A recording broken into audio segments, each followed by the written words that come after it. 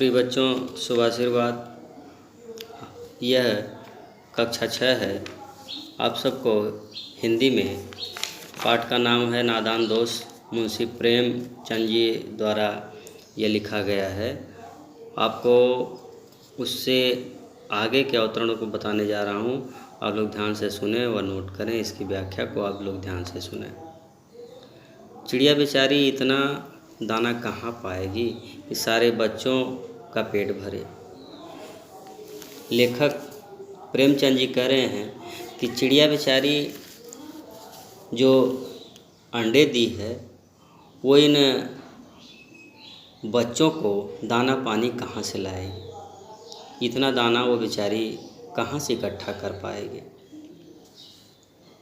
गरीब बच्चे भूख के मारे चू चू करके मर जाएंगे। श्यामा और केशव चिड़िया के बारे में अनेक प्रकार के विचार उनके मन में उठ रहे हैं। वह कह रहे हैं कि चिड़िया बेचारी कहाँ जाएगी। ये गरीब बच्चे अर्थात छोटे छोटे बच्चे जो हैं, जो कहीं दाना चुगने के लिए नहीं उड़ सकते हैं, नहीं जा सकते हैं, और इससे चिड़िया की जो माँ है अर्थात इन छोटे छोटे बच्चों की जो माँ है वो बेचारी इतना दाना कहाँ से ढूंढ के लाएगी, किन बच्चों को देगी। बेचारे छोटे छोटे बच्चे चूं चूं करके जो है तड़प तड़प के मर जाएंगे। उसी मुसीबत का अंदाज़ा करके दोनों घबरा उठे और ये नासमझ अनजान केशव और श्यामा इस मुसीबत को देख करके वो समझ नहीं पाए। इस परेशानी को देख करके वो अंदाज़ा नहीं लगा पाए और दोनों घबरा गए, दोनों परेशान हो गए कि आखिर वो दाना कहाँ से लाएगी। दोनों ने फैसला किया कि कार्निश पर थोड़ा सा दाना रख दिया जाए और दोनों बच्चे आपस में ये फैसला करते हैं, यह निर्णय लेते हैं कि अब दाना कार्निश पे अर्थात बारजे पे रख दिया जाए। श्यामा खुश होकर के बोली, तब तो चिड़ियों को चारे के लिए कहीं उड़कर न जाना पड़ेगा न। श्यामा खुश हो गई, प्रसन्न हो गई और प्रसन्न मुद्रा में अपने भाई केशव से कहने लगी कि भैया अब तो चिड़िया को उड़ कर के कहीं नहीं जाना पड़ेगा ना, वो यहीं बैठेगी ना। जब दाना पानी उसे यहीं मिल जाएगा तो बेचारी परेशान नहीं होगी। केशव, नहीं तब क्यों जाएगी। केशव कहता है कि नहीं श्यामा, तब ये चिड़िया उड़ कर के कहीं नहीं जाएगी। श्यामा कहती है, क्यों भैया, बच्चों को धूप न लगती होगी। वह अपने भाई श्यामा से कहती है कि भैया बताओ, ये छोटे छोटे बच्चे हैं, इन्हें क्या धूप नहीं लगती होगी। केशव का ध्यान इस तकलीफ़ की तरफ न गया था और केशव जरा सा भी इसके बारे में अर्थात इस मुसीबत के बारे में तनिक भी विचार नहीं किया था। श्यामा के कहने पे उसका ध्यान उन चिड़ियों के बच्चों पर गया कि हो, इसे तो धूप लगेगी। बोला, ज़रूर तकलीफ़ हो रही होगी। उसने कहा कि हाँ, सही कह रही हो श्यामा, तकलीफ़ क्यों नहीं होगी, धूप तो सबको लगती है, तो ये तो छोटे छोटे बच्चे हैं, इन्हें क्यों नहीं लगेगी। बेचारे प्यास के मारे तड़पते होंगे और वह यह भी कह रहा है कि जब इन्हें प्यास लगती होगी तो ये तो कहीं उड़ के जाएंगे नहीं, फिर बेचारे उस धूप से गर्मी के मारे तड़प तड़प के वहीं बेचारे जो है छटपटाते रहेंगे।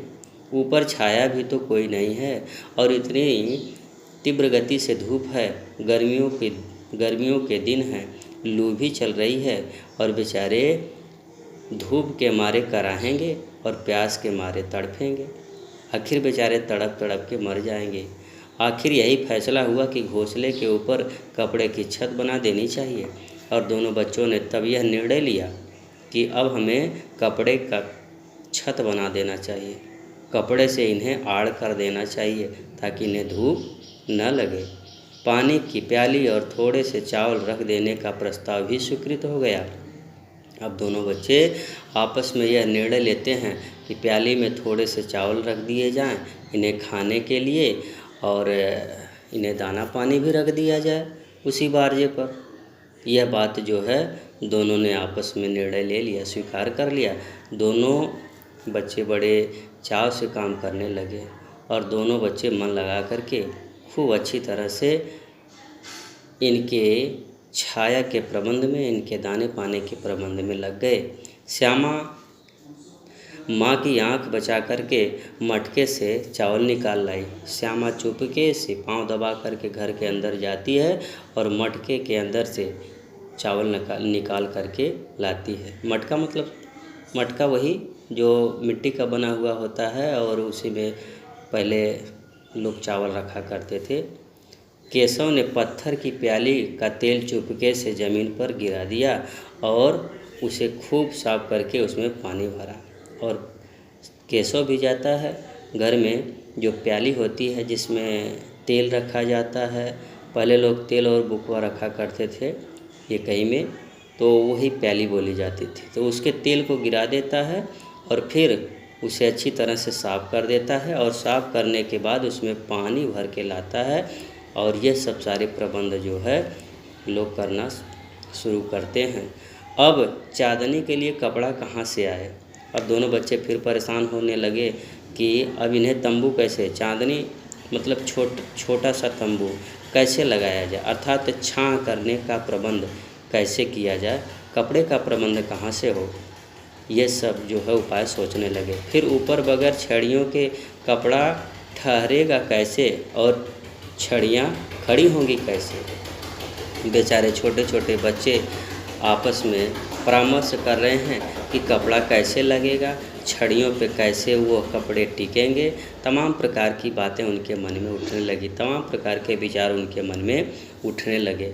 केशव बड़ी देर तक इसी उधेड़-बुन में रहा और केशव बार बार जो है इसी बात को लेकर के जो है वो परेशान रहा कि किस प्रकार से प्रबंध किया जाए, किस प्रकार से इन्हें रहने का अच्छा सा स्थान बनाया जाए। यही सब बातों में जो है विचार विमर्श जो है सोचने लगा, करने लगा।